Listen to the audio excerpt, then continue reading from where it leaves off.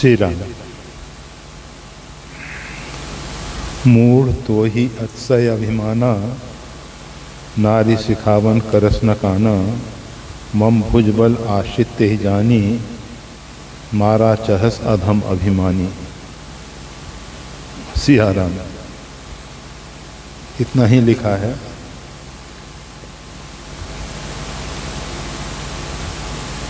जब भगवान श्री राघवेंद्र के बाण से बाली आहत हुआ,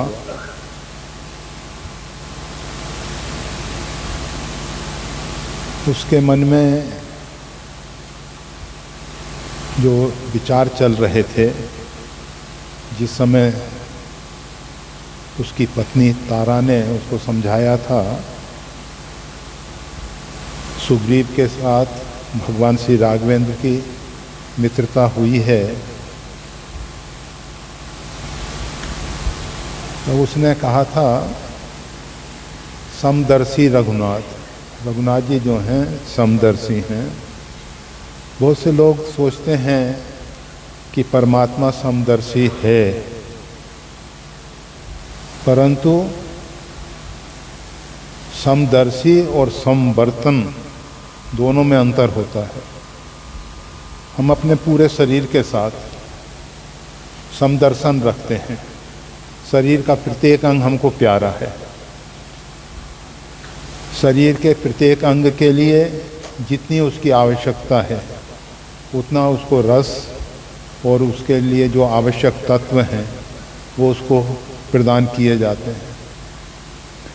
परंतु हाथ का कार्य हाथ ही करेगा, पैर का कार्य पैर ही करेगा। शरीर का जो भी अंग जिस कार्य के लिए नियुक्त किया गया है, उसी कार्य में उसका उपयोग होगा और होना चाहिए।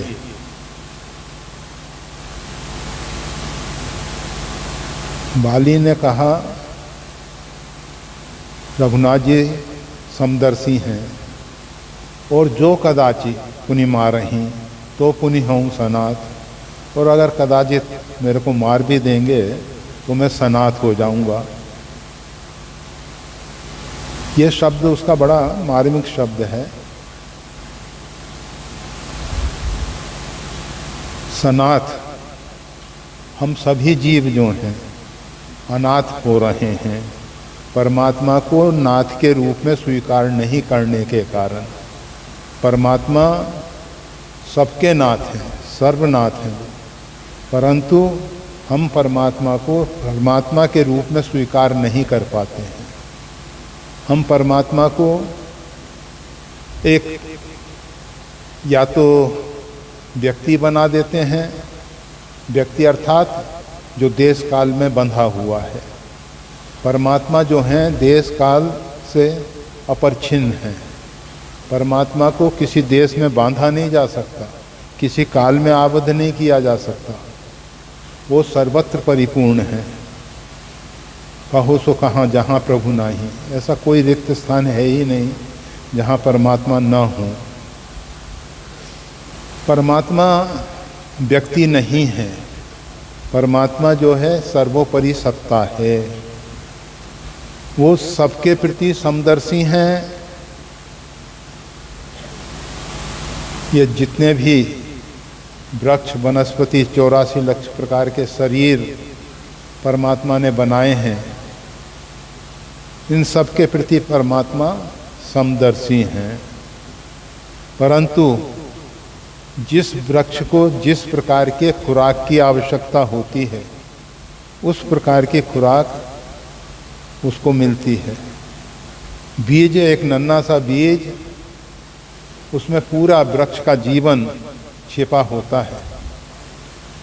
बट वृक्ष का बीज बहुत नन्हा सा है, बहुत बारीक है, बहुत छोटा है, सूक्ष्म है, और उसका विशाल वृक्ष उसमें समाया हुआ होता है। उसी बीज के भेद से ये भिन्न भिन्न प्रकार के वृक्ष वनस्पति तैयार हो जाते हैं। और भी जो 84 लाख प्रकार के शरीर हैं, उसमें श्रेष्ठतम कीर्ति मानव भी तैयार हो जाता है।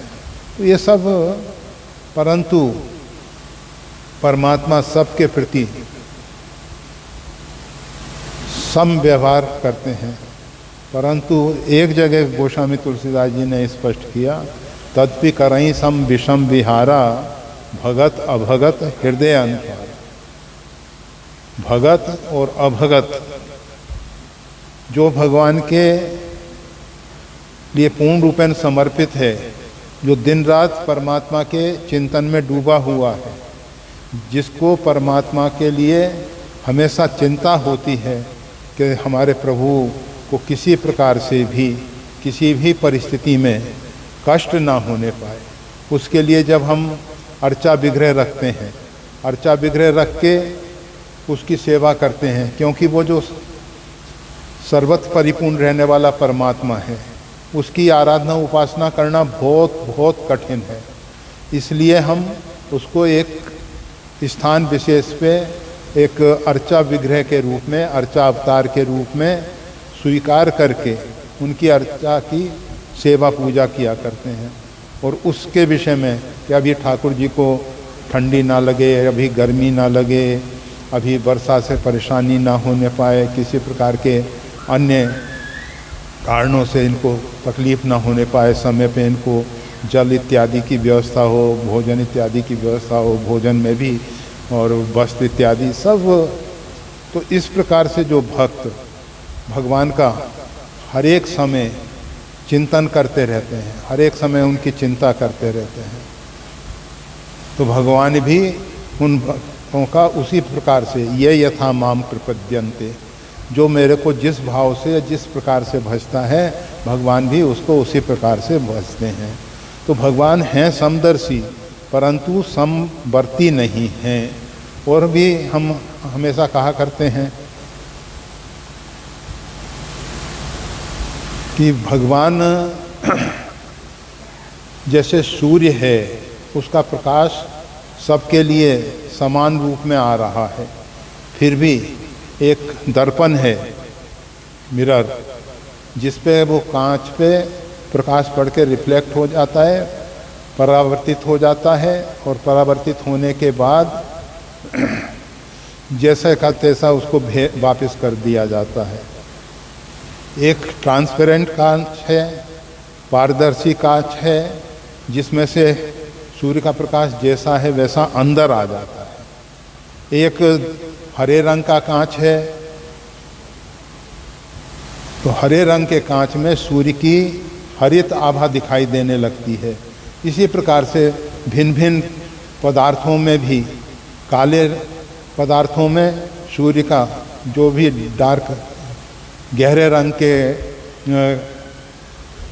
वस्त्र इत्यादि हैं, पदार्थ इत्यादि हैं, वो सब सूर्य के किरणों का ज़्यादा शोषण कर लेते हैं। उसमें जैसे गुड कंडक्टर जो हैं, सुचालक जो हैं, वो भी उसमें बहुत अधिक सूर्य के प्रकाश को, उसकी ऊष्मा को अपने में ग्रहण कर लेते हैं। अब सूर्य की तरफ से तो समान प्रकाश आता है, परंतु वो प्रकाश पात्र भेद से भिन्न भिन्न प्रकार से प्रतीत होता है। इसी प्रकार से भगवान भक्त और अभगत जैसा जो पात्र है, उसके ऊपर उस प्रकार की कृपा का उसको अनुभव हो जाता है। तो यहाँ जिस समय बाली ने अपनी पत्नी को समझाया और समझाने के बाद अभिमान पूर्वक सुग्रीव को तिनके के समान कमज़ोर समझ के वो भूल गया, तिनते पुलिस पुलिस तृण करहीं। भगवान जो है तिनके को वज्र के समान मजबूत बना सकते हैं, बना देते हैं, और वज्र को तिनके के समान कमज़ोर कर सकते हैं, कर देते हैं। ये बात उसको याद नहीं रही। भगवान को भगवान के रूप में वो अभिमान पूर्वक कह तो रहा है कि मैं तुमसे ज़्यादा भगवान को जानता हूँ, परंतु तारा जो है विशेष रूप में भगवान के विषय में भले ही जानकारी ना रखती हो, परंतु परमात्मा के प्रति उसका जो सद्भाव है वो भगवान श्री राम देख रहे हैं। और वो तारा को नाना प्रकार से सांत्वना दे के चल दिया। और चलने के बाद जब सुग्रीव के साथ लड़ाई हुई, सुग्रीव ने जब अपनी हार स्वीकार कर ली और भगवान के शरण में आया और भगवान से कहा कि प्रभु बंधु न होई मोर यह काला। पहले एक दिन सुग्रीव कह रहा था, बाली परम हित जास प्रसादा, मिलो राम तुम समन विषादा, सपने जैसन होई लड़ाई, जागे समझत मन सच्चाई। एक समय उसकी ये स्थिति थी, तो भगवान ने कहा कि ये तो अपना परम हितैषी इसको मान रहा है, तो देख लेते हैं कि अभी इसकी विचारधारा कैसी है। और जब बाली ने मुष्टि का प्रहार किया और मुष्टि का प्रहार वज्र सम लगा और वो अत्यंत घायल स्थिति में भगवान के शरण में आया और भगवान से निवेदन किया कि प्रभु आप इससे क्यों मेरे को मरवाना चाहते हैं, अगर मारना ही था तो आप ही क्यों नहीं अपने कर कमलों से मेरा उद्धार कर देते। भगवान ने कहा भाई तुम दोनों एक ही समान रूप वाले हो, इस कारण से मैं पहचान नहीं सका। भगवान ने सृष्टि में जो भिन्नता बनाई है, एक रूप कोई वास्तविक में है ही नहीं, कहीं ना कहीं कुछ ना कुछ भेद रहता ही है, ऐसा नहीं होता। हमको लगता है कि सब भेड़ें एक प्रकार की हैं, और भेड़ें जब बच्चे देती है उसके बाद जो उनका पालसी, उनको जो पालन करने वाला है, वो जिस भेड़ का बच्चा है उसके साथ उसको लगाता है, क्योंकि वो अपने बच्चे को ही दूध पिलाती है। भेड़ पहचानती है, भेड़ को पालन करने वाला पहचानता है कि इन भेड़ों में क्या। हमें तो लगता है कि सब भेड़ें एक समान हैं। तो परंतु भगवान श्री राम सृष्टि के स्वामी वो कह रहे हैं कि तुम दोनों भाई एक समान, मतलब एक समान विचारधारा के हो, ना कि रूप से आकृति से। रूप और आकृति में बहुत अंतर नहीं, फिर भी थोड़ा बहुत अंतर था। जैसे भरत जी और राम जी में किसी प्रकार से आकृति में बहुत अंतर नहीं, फिर भी थोड़ा बहुत अंतर तो रहा ही है। देखो प्रश्न तो बहुत से हैं हमारे पास, आज काफ़ी रख दिए गए, थोड़ा थोड़ा सा चर्चा करके। तो जब भगवान ने उसके गले में एक माला डाल दी, माला काहे की है, गजकर्णी एक जड़ी होती है, हनुमान जी महाराज उसकी माला बना के सुग्रीव के गले में डाल दिए, और जिससे बाली को लगे कि अब ये माला धारण करके आया है, भगवान का बल लेके आया है। और फिर उसके बाद भगवान ने एक बाण के द्वारा सुग्रीव के अंदर से पराजित होने पर उसको बाली को मार दिया। और जब बाली गिर गया तो भगवान वहाँ पहुँच जाते हैं, और बाली ने भगवान श्री राम का दर्शन करके कहा, धर्म है तो अवतरे गोसाई, मारे हो मोही व्याध की नाई। आपका अवतार तो भूमंडल पे धर्म की रक्षा के लिए हुआ था, और आपने अधर्म पूर्वक मेरा वध किया है। उसके संदर्भ में भगवान ने कहा, तू धर्म की चर्चा तो कर रहा है, परंतु धर्म के विषय में तू जानता क्या है। अनुज वधू भगनी सुतनारी, जो छोटे भाई की पत्नी है, बहन है, पुत्र की पत्नी अर्थात पुत्रवधू है, और कन्या, ये चारों समान होते हैं। ये चारों समान होते हैं। अगर इन्हें कुदृष्टि बिलोकई जोई, ताई बधे कछ पाप न हो। इनको एक तरफ जो कुदृष्टि डालता है उसको मारने में कोई अपराध नहीं होता है, परंतु इस अपराध के कारण बाली नहीं मारा गया।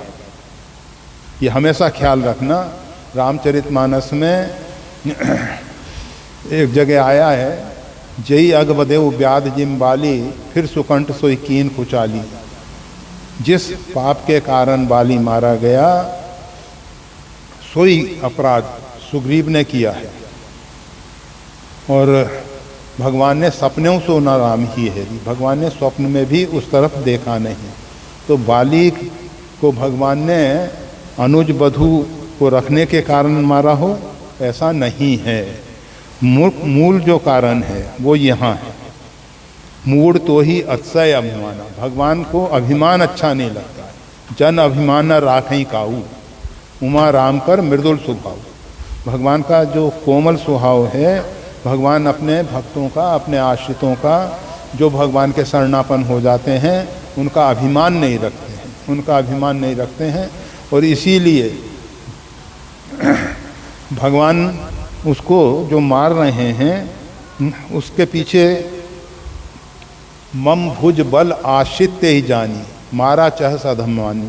जो भगवान के आश्रितों को मारना चाहता है, अर्थात जो भगवान के आश्रितों पे निज अपराध रिसाई न काऊ, जो अपराध भगत कर करई, राम रोष पावक सो जरई। भगवान अपने अपराध से कभी नाराज नहीं होते हैं, परंतु जो अपराध भगत कर करई, जो भक्ता अपराध करता है, जो भगवान के आश्रितों के ऊपर आघात करता है, वो भगवान सहन नहीं करते हैं। सुग्रीव के ऊपर बाली ने आघात किया, इस कारण से बाली को भगवान ने मारा, इस कारण से मारा। भगवान के आश्रितों के ऊपर अगर कोई भी आंख उठा के देखेगा, परंतु ख्याल रखना, बहुत से लोग कहते हैं कि भगवान के भक्तों के ऊपर इतने कष्ट आ रहे हैं, वो अपने आप को भक्त मान लेते हैं, परंतु कितने अंशों में भक्त हैं वो समझना चाहिए। भगवान के भक्त कभी भी लेश मात्र भी अहंकार नहीं करते कि हम भगवान के भक्त हैं। जिसके अंदर इस प्रकार का अभिमान है कि हम भगवान के भक्त हैं, उसने शायद भक्ति के रहस्य को जाना ही नहीं है, रहस्य को जाना ही नहीं है। भक्त के अंदर किसी भी प्रकार का अभिमान नहीं होता है। तो यहाँ ये जो चौपाइयाँ लिखी गई हैं, मूड तो ही अतिशय अभिमाना, नारी सिखावन का रस न खाना। बाली को लगा कि मैं अपनी पत्नी तारा के साथ जो वार्ता कर रहा था, वहाँ तीसरा तो कोई सुनने वाला था नहीं, और अगर इनको ये सब वार्ता मालूम है तो इसका अर्थ ये सर्वज्ञ परिपूर्णतम ब्रह्म है। और फिर उसके बाद बाली ने समर्पण कर दिया है, समर्पण कर दिया है, और उसने अंगद को भगवान के गोद में मरती बार मोइन गयो तुम्हारे कोछे घाली, कोछे घाली, ऐसा अंगद स्वयं अपने श्रीमुख से कह रहे हैं। तो मरती समय बाली ने सुग्रीव को दत्तक पुत्र के रूप में भगवान श्री राम को सौंप दिया था, जो भी है। तो इस कारण से मारा गया। और चौपाइयों के आगे का विस्तार करना अभी संभव नहीं है। 2-3 प्रश्न और भी हैं, उन पे भी थोड़ा थोड़ा सा विचार कर लेते हैं। ऐसे मुख्य जो सुग्रीव सोई अपराध मतलब जय यज्ञ वदेव व्याध जिम्बाली, फिर सुकंठ सोई कीन कुचाली, सोई करतूत विभीषण केरी। ये जो प्रसंग है, इसमें सुग्रीव ने भी इसी प्रकार का अपराध किया। भगवान के आश्रित भगवती सीता जी हैं, और वह सीता जी निमिक निमिक करुणानिधि जाई कल्प संबीत, एक एक निमिष जो है कल्प के समान व्यतीत हो रहा है उनका। और सुग्रीव जो हैं अपने राग रंग में, ऐश आराम में मस्त होके भगवान का कार्य भूल गए। भगवती सीता जी का शोध के लिए जो कहा गया था कि वर्षा के बाद शरद ऋतु में कार्य प्रारंभ कर दिया जाएगा, वर्षा विगत शरद ऋतु आई, तो फिर भी वो कार्य प्रारंभ नहीं किया गया, जो भी है। तो इस अपराध के कारण भगवान सुग्रीव पे भी नाराज हुए कि मेरे आश्रित सीता जी हैं और उनके प्रति सुग्रीव जो है उदासीन हो रहा है, अपने ऐश आराम में, राग रंग में डूब रहा है, नृत्य वाद्य इत्यादि में मस्त हो रहा है। और विभीषण ने भी इसी प्रकार से भक्त अपराध किया है, पद्म पुराण की कथा है, परंतु अभी नहीं, समय आने पे फिर उसकी चर्चा की जा सकती है।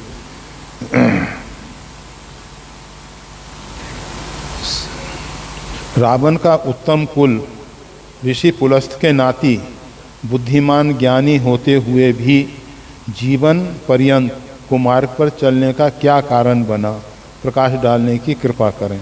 जय श्री राम। रावण उत्तम कुल में जन्म जरूर लिया था, परंतु उसका जो माता से संबंध है, उसकी माता जो है राक्षसी रही है, इस केवल वो इसलिए बताना पड़ रहा है। वर्ण व्यवस्था में अगर पिता ब्राह्मण है और माता जो है शूद्रा है तो ब्राह्मण बच्चे जन्म नहीं लेते हैं। ये भूल के भी कभी ना सोच लेना कि अगर ब्राह्मण के संपर्क में कोई शूद्रा आती है या राक्षसी आती है या अन्य कोई आती है तो उसके द्वारा जो संतान होगी वो ब्राह्मण संतान होगी, ऐसा नहीं है। ये वर्ण व्यवस्था की व्यवस्था है, इसलिए स्पष्ट करना। तो बाली या श्री राम रावण को ब्राह्मण मानना अच्छा नहीं है। उत्तम कुल में जन्म हुआ ये बात सही है, परंतु रावण ब्राह्मण नहीं है। लोग फिर इस पे आपत्तियाँ उठाते हैं कि भगवान श्री राम को ब्रह्म हत्या लगी और ये हुआ वो हुआ। रावण तो राक्षस राज महाभुज दंडम, राक्षस राज है, वो राक्षस है। उसको श्राप मिला था हो निशाचर, तो वो प्रताप भानु के रूप में भगवान श्री राम जिस समय परिपूर्णतम ब्रह्म बन के भूमंडल पे अवतरित होते हैं तो उस समय का रावण कहेस बहुरी रावण अवतारा। रावण के भी बहुत स्थान से अवतार होते हैं। जय और विजय जान सबको, जय और विजय जो हैं वो भी रावण कुंभकर्ण बनते हैं। तहाँ जलंधर रावण भयऊ, जलंधर भी रावण बनता है। और रामचरितमानस में कल्प भेद हरिचरित सुहाय, अनेक कल्पों की कथा है, उसमें 4 कल्पों की कथा प्रधान रूप में है।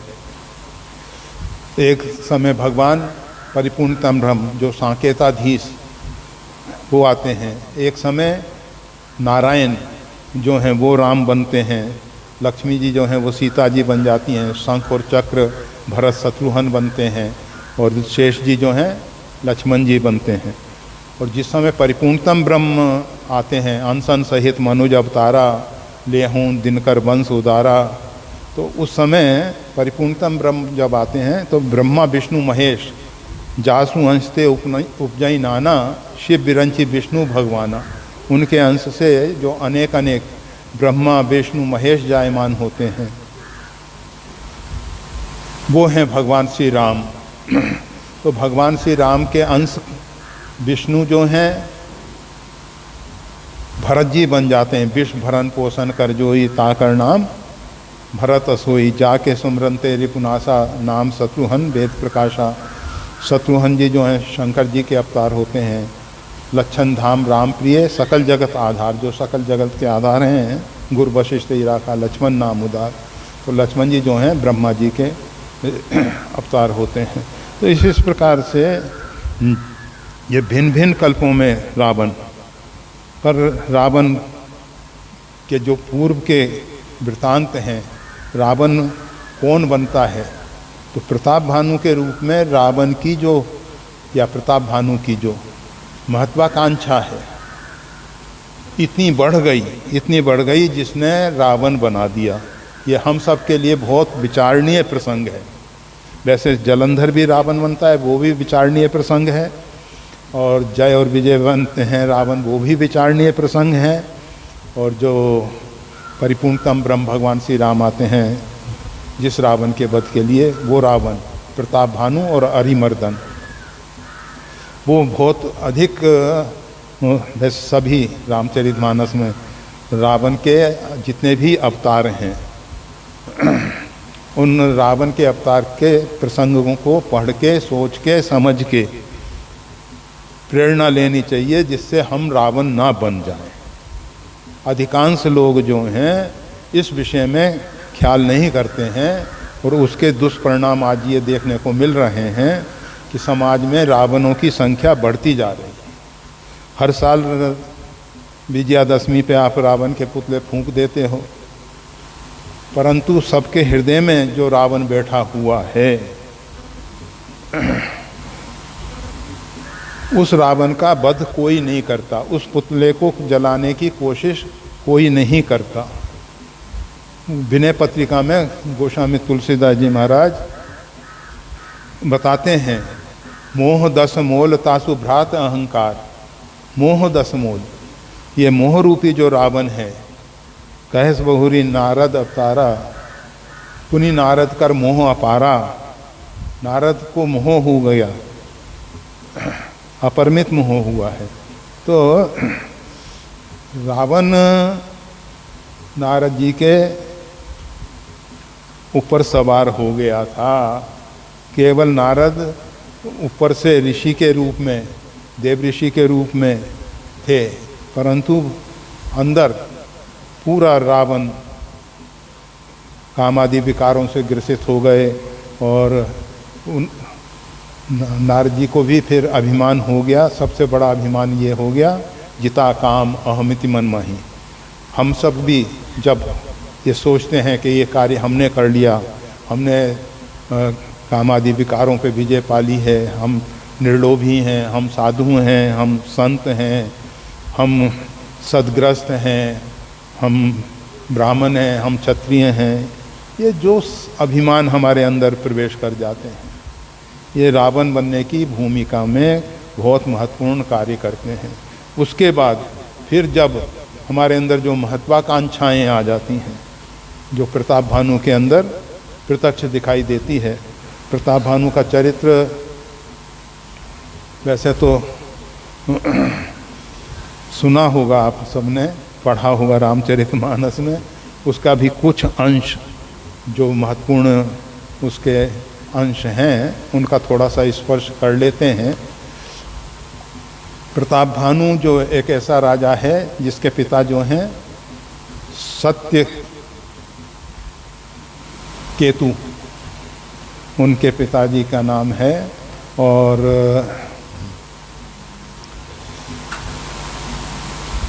जब वृद्धावस्था आ गई उनकी, तब उन्होंने अपने जेठे सुतही राज नृप दीना, प्रताप भानु को राज सौंप दिया। रामचरितमानस में मनु और शत्रुपा के प्रसंग में भी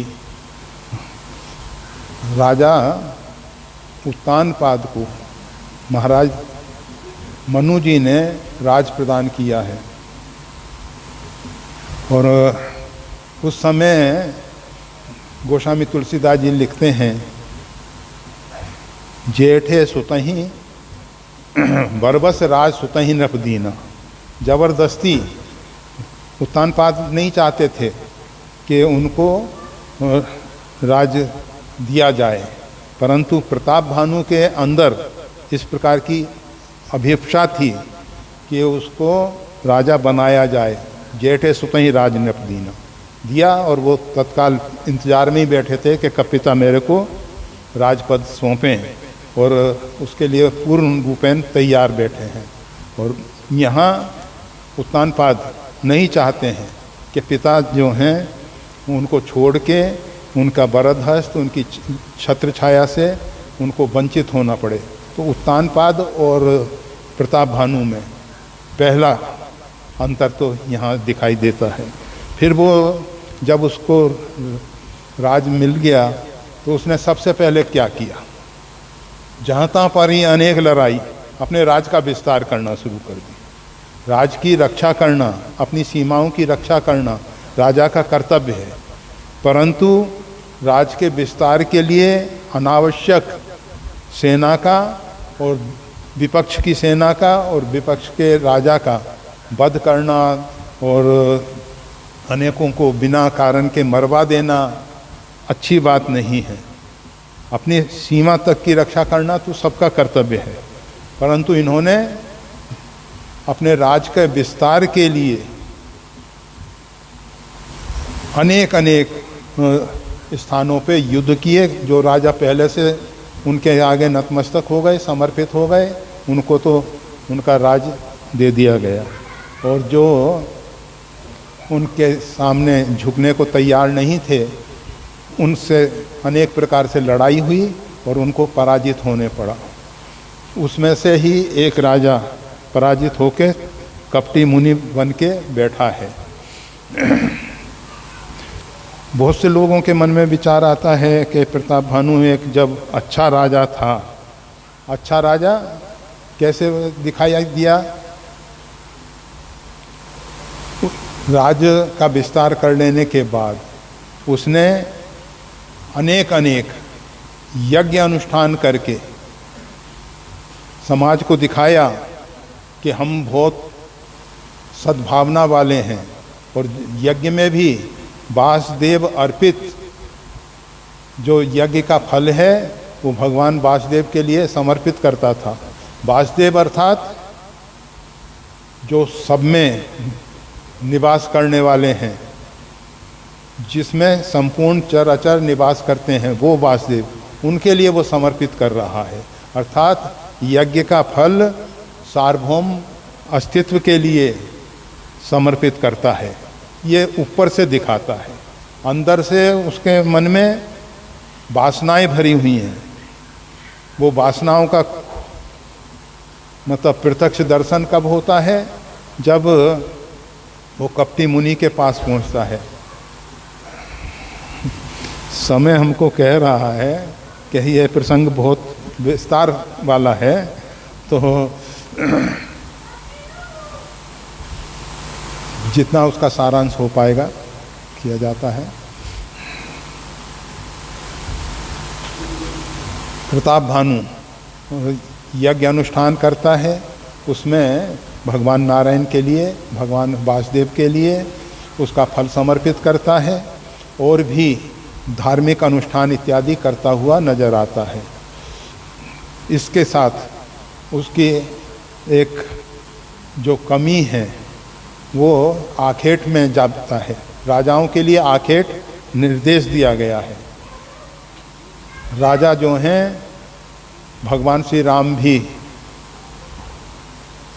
मृग्या के लिए जाते हैं, मृग्या के लिए जाते हैं, आखेट के लिए जाते हैं, शिकार के लिए जाते हैं। और पावन मृग मारहि जिए जानी, परंतु आखेट में भी कुछ नियम होते हैं। ऐसा नहीं है कि बिना नियम के कोई भी कार्य होता है। उसमें नियम क्या होता है कि जो वन पशु अनेक पशुओं को अपना आहार बनाने के लिए अथवा बिना कारण के बहुत से पशुओं का संहार कर रहे हैं, ऐसे हिंसक प्राणियों का राजा वध करे। और इसके साथ साथ जो काले मृग हैं, अर्थात वृद्ध हो गए हैं, जो वृद्ध मृग हैं उनका भी आखेट किया जाए, सबका नहीं। परंतु वर्तमान में आखेट की जरूरत नहीं रही। ये पहले के समय जब लड़ाइयाँ आमने सामने होती थीं और चलते फिरते टारगेट पे लक्ष्य साधन करना होता था, तो उसके लिए व्यवस्था थी।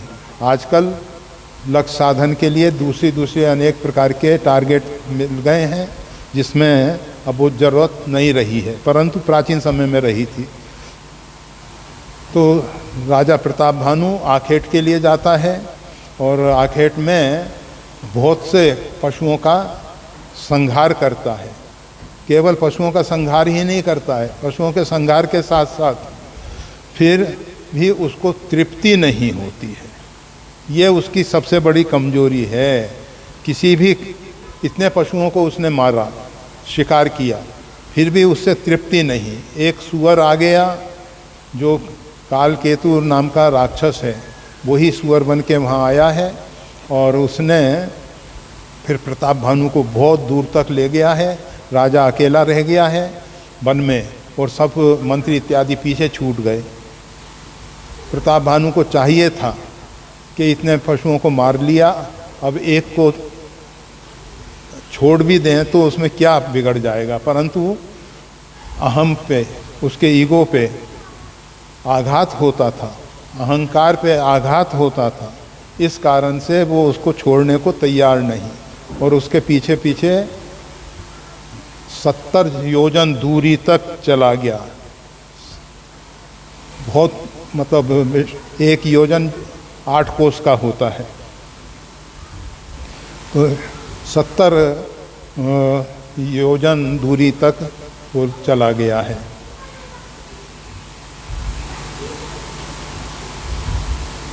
वहाँ जाने पर वो सुअर तो अदृश्य हो गया, और सुअर जिसको कालकेतु कहा गया है, वो कालकेतु राक्षस जो है कपटी मुनि के पास उसको पहुंचा दिया। कपटी मुनि उसके भूत भविष्य की बातें बताता है, और क्योंकि उसके साथ उसका पहले संग्राम हुआ है, लड़ाई हुई है, और वो लड़ाई में पराजित होके भाग के साधु का वेश बना के, ये बात इसलिए कहनी पड़ रही है। साधु के वेश में अनेक अनेक प्रकार के लोग आ जाते हैं, किस किस कारण से साधु बन जाते हैं, और फिर साधु का वेश बनाने के बाद भी केवल वो अपना व्यक्तिगत स्वार्थ ही पूरा करते हुए नजर आते हैं। तो यहाँ जो कपटी मुनि है उसकी वही स्थिति है। वो राजा पराजित होने के बाद अपने शत्रु प्रताप भानु के साथ प्रतिशोध की भावना से भर के साधु के वेश में बैठा हुआ था, और प्रतिशोध की पूर्ति के लिए उसने फिर कालकेतु राक्षस को अपने साथ मिलाया, और उसके साथ मिलके इस प्रकार से राजा प्रताप भानु को नष्ट करने की योजना बनाई। तो कालकेतु राक्षस सुअर बन के राजा को वहाँ तक, उसकी कुटी तक पहुँचा दिया, और कुटी पे पहुँचने के बाद कपटी मुनि ने उसके भूत भविष्य की बातें बहुत सी बता दी कि तुम्हारे को मैं अच्छे ढंग से जानता हूँ, तुम्हारे पिता को भी मैं जानता हूँ, और आदि आदि। लोग साधुओं के द्वारा इस प्रकार की बातें सुन के, साधुओं के चमत्कारों को देख के सुन के साधु को साधु के रूप में स्वीकार कर लेना सही नहीं है। साधुता एक अलग वस्तु है, चमत्कार एक अलग वस्तु है। चमत्कार के द्वारा किसी को मान लेना अच्छा नहीं है। केवल चमत्कार नहीं, विद्वता नहीं, विद्वता के द्वारा वो भी जो कपटी मुनि हैं वो भी कहस कथा अमित आचरज बखानी, बहुत कथाएं कहता है। उद्भव पालन प्रलय कहानी, सृष्टि का सृजन कैसे होता है, पालन कैसे होता है, परावर्तन कैसे होता है, अनेक अनेक प्रकार की उसने आदि सृष्टि उपजी जब वहीं तब से लेके अभी तक का सब इतिहास सुना दिया। तो इस प्रकार से लच्छेदार भाषा में प्रवचन इत्यादि सुन के, चमत्कार देख के अथवा ऐश्वर्य देख के साधु को कभी भी साधु मानना भूल होगा। साधु की साधुता कितनी है उसमें। संत सरल चित जगत हित जान स्वभाव सने। संत सरल होने चाहिए। संत सील गहन सबकी सहन, कहन मुखन ही राम, तुलसी रहिए ये रहनी संत जनन को का। तो संतों की जो रहनी है वो संत सुहाव, सहज खगराया, पर उपकार बचन मन काया, उन सब लक्षणों से साधु को पहचाना जाए तो अच्छा होगा। जो भी हुआ तो कपटी मुनि ने जब इस प्रकार से कहा तो राजा प्रताप भानु उनको एक अच्छा श्रेष्ठ मुनि मान बैठा, और उसके बाद कपटी मुनि ने कहा कि अब वरदान मांगो। जो वासुदेव अर्पित नृप यज्ञ करता था वही नृप, वही प्रताप भानु आज कह रहा है, एक छत्र रिपुहीन मही राज कलपसत हो, एक छत्र मेरा साम्राज्य हो और कोई मेरा शत्रु न हो, निष्कंटक में एक कल्प तक राज करूं।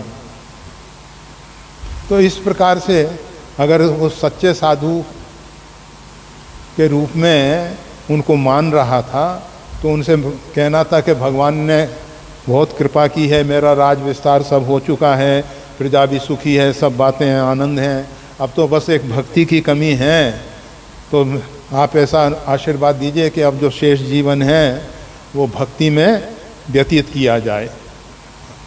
परंतु ऐसा नहीं, जो भी हुआ। तो उन्होंने कहा कि कपटी मुनि ने कहा कि ऐसा ही होगा, परंतु उसमें एक समस्या है। वो समस्या क्या है कि तुम्हारे बसवर्ती सब हो जाएंगे, सब तुम्हारे अनुकूल हो जाएंगे, तुम्हारा कोई शत्रु नहीं रहेगा, परंतु ब्राह्मणों को बस में करना तब्बल विप्र सदा बरियार। ब्राह्मण जो हैं तपोबल के द्वारा बहुत बलवान होते हैं, उनको बस में करना बहुत कठिन है। हाँ, एक युक्ति है, परंतु वो मेरे आश्रित है।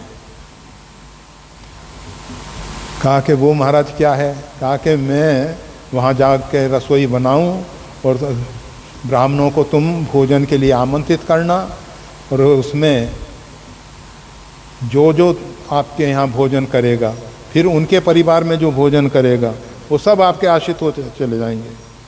तो एक बार ब्राह्मणों को, असंख्य ब्राह्मणों को भोजन के लिए आमंत्रित करना, और मैं रसोई तैयार कर दूंगा आदि आदि। फिर उसने रसोई बनाई है। राजा के पुरोहित को वो अपनी माया से यही कालकेतु राक्षस ले जाता है, और उसकी जगह कालकेतु राक्षस ही पुरोहित के रूप में वहाँ उपस्थित हो जाता है। रसोई में विविध मृगनकर आमिष रांधा, अनेकों प्रकार के मांस तैयार किए गए। तेही में विप्र मांस खल सांधा, उसमें ब्राह्मणों का मांस भी, वो एक मायामय थी कीन रसोई, वो मायामय रसोई है, कुछ बनाया नहीं था परंतु दिख रहा था इस प्रकार से। और जब भोजन के लिए ब्राह्मण बैठ जाते हैं तो आकाशवाणी के द्वारा संबोधित किया जाता है कि ब्राह्मणों, अपने धर्म की रक्षा करना चाहते हो तो ये भोजन अग्राह्य है, इस भोजन में मांस बनाया गया है, अनेक प्रकार का मांस है, ब्राह्मणों का भी मांस है इसमें, इसलिए भोजन अग्राह्य है। मांसाहार सबके लिए अग्राह्य है, मानव मात्र के लिए अग्राह्य है। कोई ऐसा नहीं है कि ब्राह्मणों के लिए ही नहीं, सभी के लिए अग्राह्य है।